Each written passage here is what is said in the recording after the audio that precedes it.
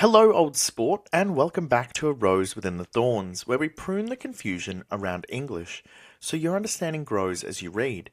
This is Season 3, Episode 4, focusing on the Great Gatsby. Up to this point, Gatsby has almost been more of an atmosphere than a person. We've seen the mansion, we've seen the parties, we've heard the rumours, but we still don't really know the man himself.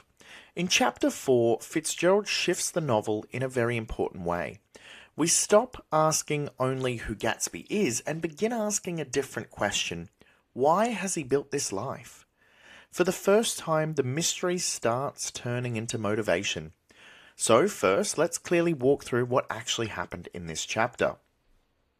The chapter opens with Nick listing the people who attended Gatsby's party. The long list is overwhelming. It's full of wealthy names and social connections. The important thing is not the individuals themselves, but the pattern. Many people pass through Gatsby's house, and very few have any real relationship with him. Soon after, Gatsby invites Nick to lunch in New York City. During the drive, Gatsby begins telling Nick about his past. He claims to come from wealthy parents in the Midwest, to have been educated at Oxford, and to have travelled across Europe collecting jewels and hunting big game. His story sounds detailed, but also slightly unbelievable. Nick is unsure whether to trust him. Sensing this, Gatsby shows proof. He produces a war medal from Montenegro and a photograph of himself at Oxford. Nick becomes more convinced, though still a little uncertain. On the way to the city, a police officer stops at Gatsby for speeding. Gatsby shows him a card and is immediately allowed to leave. No ticket, no consequences. In New York, Gatsby introduces Nick to Maya Wolfsheim, a business associate. Wolfsheim casually reveals he fixed the 1919 World Series, suggesting involvement in organized crime. Later, Jordan Baker meets Nick and finally explains her private conversation with Gatsby. Years earlier, before Daisy married Tom, she'd fallen deeply in love with a young officer, Jay Gatsby. When Gatsby left for the war, Daisy eventually married Tom, though she'd still received a letter from Gatsby the night before the wedding and nearly called it off. We now learn why Gatsby bought his mansion across the bay. He did not choose that location randomly. He chose it because Daisy lives across the water. The green light Nick saw in Chapter 1 is the light at the end of Daisy's dock. Gatsby asks Nick to arrange a meeting with Daisy at Nick's house without telling her that Gatsby will be there. For the first time, Gatsby's actions throughout the novel begin to make some sense. So, let's unpack this. During the drive, Gatsby tells Nick about his life, but pay attention to how he tells it. The story is very complete, almost too complete. He lists achievements, travels, education, accomplishments. It sounds less like a memory and more like this carefully prepared narrative. Nick even senses something artificial about it at first.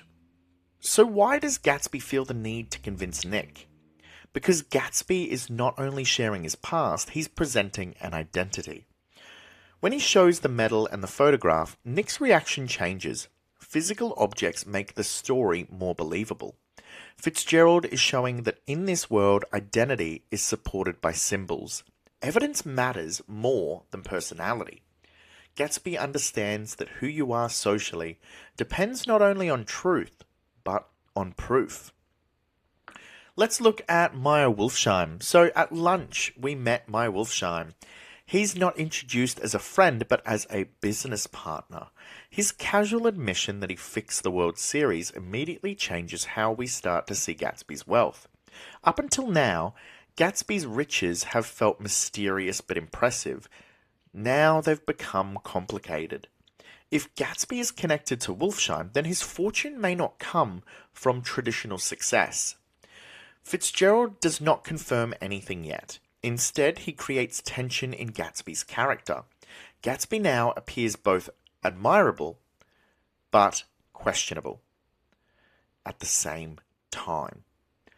Nick himself begins to feel this conflict. He's drawn to Gatsby, yet he feels uneasy about him. We then have Jordan's meeting with Nick. So Jordan explains Gatsby's past with Daisy. So before the war, Gatsby and Daisy were in love. When Gatsby left, Daisy eventually married Tom. The night before her wedding, she received a letter from Gatsby, and that almost changed her decision. Gatsby has never moved on. The mansion, the parties, the rumors, all of it now has purpose. He did not build a social life. He built a signal. He bought the house so Daisy would see him across the water. And suddenly, the green light from chapter 1 becomes clear. It was never just a light. It was Daisy.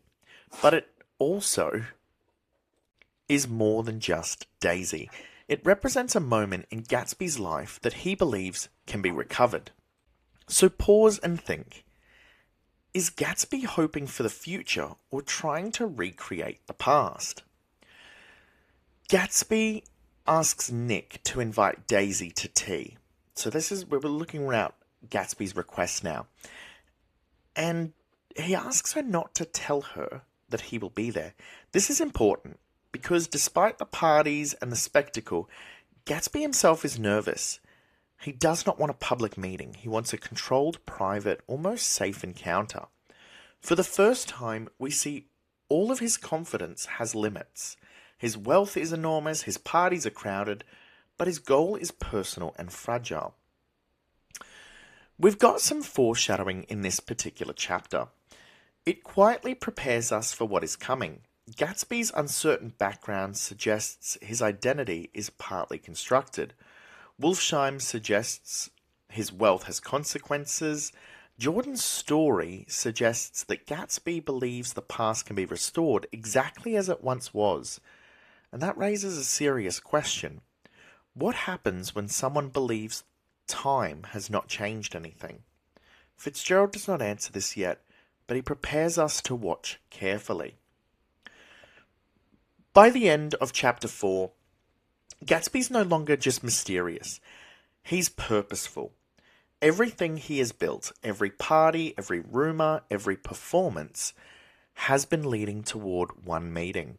The novel is shifting. We are no longer simply observing Gatsby, we are waiting with him. So next episode, we finally reach the reunion. Until then, make sure you read slowly and notice how often characters in this novel look backward rather than forward. Because sometimes hope is about the future, and sometimes it's about refusing to let go of the past. This has been A Rose Within the Thorns, where we prune the confusion so your knowledge can grow.